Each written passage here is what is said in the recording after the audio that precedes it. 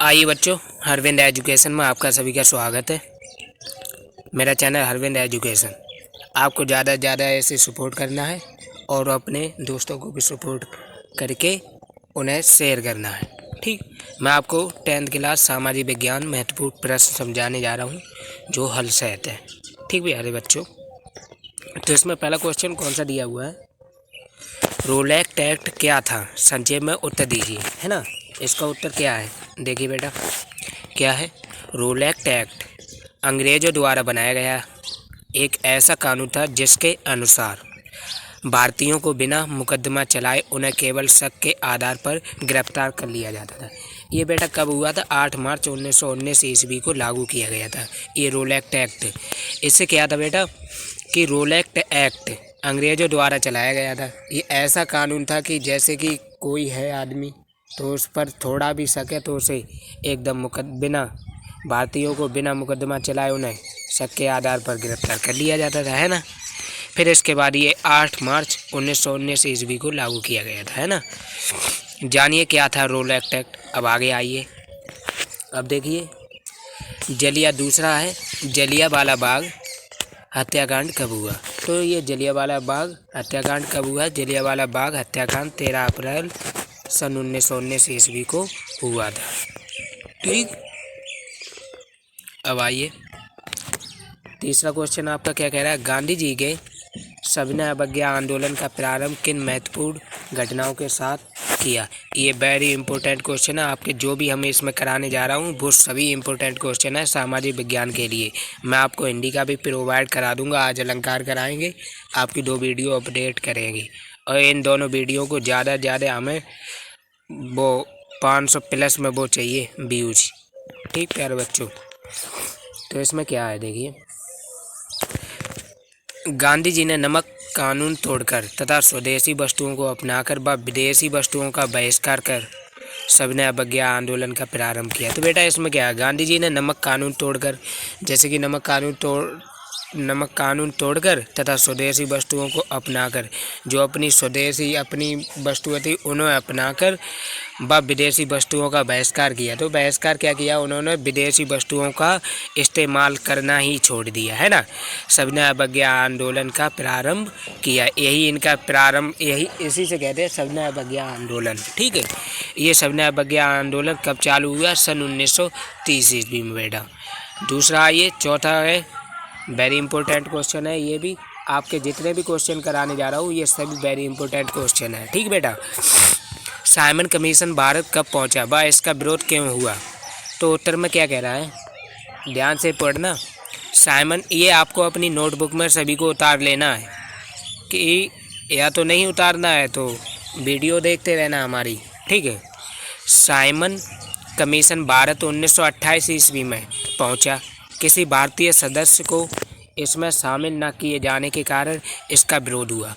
क्या था बेटा? साइमन कमीशन भारत 1928 ईस्वी में पहुंचा। कहाँ पहुंचा था? साइमन कमीशन भारत में कब पहुंचा था? 1928 ईस्वी में पहुंचा। किसी भारतीय सदस्य को इसमें न किए जाने के कारण, इसमें शामिल न किए जाने के कारण इसका विरोध हुआ। तो नोट में क्या कह रहा है? गठन 8 नवंबर 1927 में भारत में संविधान सुधारों के अध्ययन के लिए किया गया था। कि ये किसके लिए किया गया था? संविधान सुधारों के अध्ययन के लिए। ठीक बेटा, अब देखिए 5वां क्वेश्चन आपका क्या कह रहा है? भारतीय राष्ट्रीय कांग्रेस की स्थापना कब हुई, है ना। तो ये भी आपका वेरी इंपॉर्टेंट क्वेश्चन है। तो इसमें क्या कह रहा है? भारतीय राष्ट्रीय कांग्रेस की स्थापना सन 1885 ईस्वी में हुई थी। ठीक बेटा, कब हुई थी? 1885 ईस्वी में। अब आ जाइए छठे क्वेश्चन पर, मुस्लिम लीग की स्थापना कब हुई? मुस्लिम लीग की स्थापना कब हुई? ये भी आपका वेरी इंपॉर्टेंट है। चुनौतियां हैं राज्यपाल की, ये भी मैं आपको करा दूंगा। वेरी इंपॉर्टेंट क्वेश्चन कराऊंगा। अभी फ़िलहाल क्या है, मेरी बात ध्यान से सुनिए बच्चों, कि मैं वीडियो ओनली अभी मॉडल पेपर ही कराएंगे। क्यों? अब अगर शुरू से पढ़ाते हैं तो आपको टाइम लगेगा पढ़ने में, तो मैं इसलिए आपको वेरी इंपॉर्टेंट क्वेश्चन करा रहा हूँ, है ना। बोर्ड के लिए, वो ही अपने तैयार करते रहना। आपका 101% आपका यहीं से आएगा और फंसेगा भी। अगर ना फंसे तो आप मुझे कमेंट में बताना, ठीक है। मुस्लिम लीग की स्थापना सन 1906 ईस्वी में हुई थी बेटा, है ना। अब इसके बाद आ जाइए इतिहास में। भारत में राष्ट्रवाद अध्याय 2 है, महत्वपूर्ण घटनाएं एक तथ्य है ना। अब पढ़ लीजिए, इसे पढ़िए। पहला क्या है, 1885 ईस्वी में भारतीय राष्ट्रीय कांग्रेस की स्थापना हुई थी, है ना। 1915 में महात्मा गांधी भारत लौटे। कब लौटे? 1915 ईस्वी में भारत लौटे। इससे पहले वे दक्षिण अफ्रीका में थे। भारत आने के उपरांत सन 1916 ईस्वी में नील की खेती कर रहे किसानों की मदद के लिए चंपारण सत्याग्रह, 1917 में गुजरात के किसानों की मदद के लिए खेड़ा सत्याग्रह, 1918 ईस्वी में किया। मैं सूती कपड़ा कारखाने के मजदूरों के लिए अहमदाबाद मिल सत्याग्रह का आयोजन किया बेटा। क्या किया? आयोजन किया। ये आप अपनी कॉपी में उतार लेने हैं और इस वीडियो को बार बार देखना, अपने आप याद हो जाएंगे। बोलते जाना, साथ में याद भी होते जाएंगे। तीसरा क्वेश्चन क्या कह रहा है बेटा, 18 मार्च सन 1919 में रोलैक्ट एक्ट कानून के विरुद्ध राष्ट्रव्यापी आंदोलन किया। इस कानून में राजनीतिक कैदियों को 2 साल तक बिना मुकदमा चलाए जेल में बंद रखने का प्रावधान था। क्या था बेटा? अगर किसी जैसे कि अंग्रेज़ थे, जिन्हें हम गोरे कहते हैं, उन्होंने ये रोलैक्ट एक्ट पारित किया था कानून। तो क्या था, भारतीय पर अगर उन्हें शक हो रहा है नेक भी, तो उसे बिना बाके तुरंत एकदम मुकदमा करके उन्हें एकदम तुरंत जेल में बंद रखने का प्रावधान कर देते थे, ठीक है। अब चौथा क्वेश्चन आपका क्या है? चौथा क्वेश्चन आपका कह रहा है, चौथा क्वेश्चन क्या कह रहा है, 13 अप्रैल 1919 जलियांवाला बाग हत्याकांड हुआ था बेटा। पंजाब के अमृतसर जिले में जनरल डायर के आदेश पर सैकड़ों लोगों की हत्या कर दी गई थी। अपने लोग निहत्थे थे और वो सभी पर क्या थे? असले, ठीक है। पांचवा क्वेश्चन इसमें क्या कह रहा है, 1920-22 में कांग्रेस और मुस्लिम लीग द्वारा सहयोग एवं खिलाफत आंदोलन चलाया गया। यह निर्णय 1920 में कांग्रेस के नागपुर अधिवेशन में हुआ था। किस में हुआ था बेटा? नागपुर अधिवेशन में हुआ था। 1920 में कांग्रेस के नागपुर अधिवेशन में हुआ था। छठा क्वेश्चन ये क्या कह रहा है, 1922 में गोरखपुर स्थित चौरी चौरा में बाजार से गुजर रहा एक शांतिपूर्ण जुलूस पुलिस के साथ हिंसक टकराव में बदल गया। इस हिंसक घटना के कारण गांधी जी ने असहयोग आंदोलन वापस ले लिया।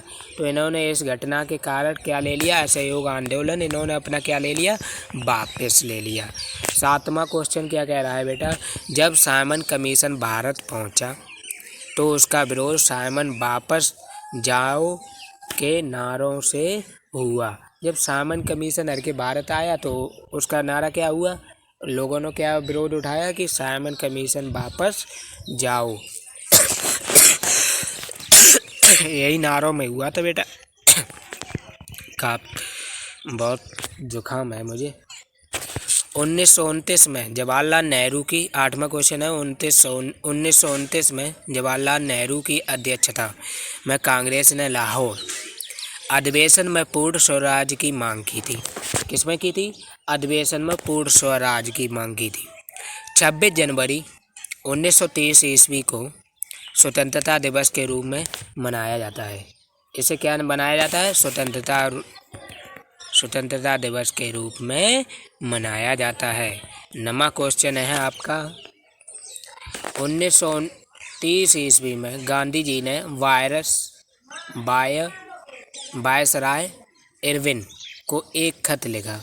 किसने लिखा था? 1930 ईस्वी में गांधी जी ने वायसराय को इरविन को एक खत लिखा, जिसमें उन्होंने 11 मांगों का उल्लेख किया। कितने मांगों का उल्लेख किया बेटा? 11 मांगों का। मांगों के न उल्लेख किया। मांगों के न माने जाने पर सवज्ञा आंदोलन छेड़ने की बात की। जब वायसराय इरविन ने गांधी जी ने खत लिखा वायसराय को, उन्हें 11 मांगों का उल्लेख किया। जो भी होंगी मांगे गांधी जी की अपनी, वो मांगे गांधी जी ने मांगी, कहीं हमारी ये मांगे पूरी कर दो तो मैं सवज्ञा आंदोलन अपना छेड़ने की बात पीछे ले लेंगे, नहीं तो भाई चल रहा है ना। 10वां क्वेश्चन है, इसमें क्या कह रहा है बेटा? आपको पूरी वीडियो देखना है। क्लास 10th वालों के लिए, 12th वालों के लिए मैं आज हिंदी का मॉडल पेपर कराएंगे, ठीक है।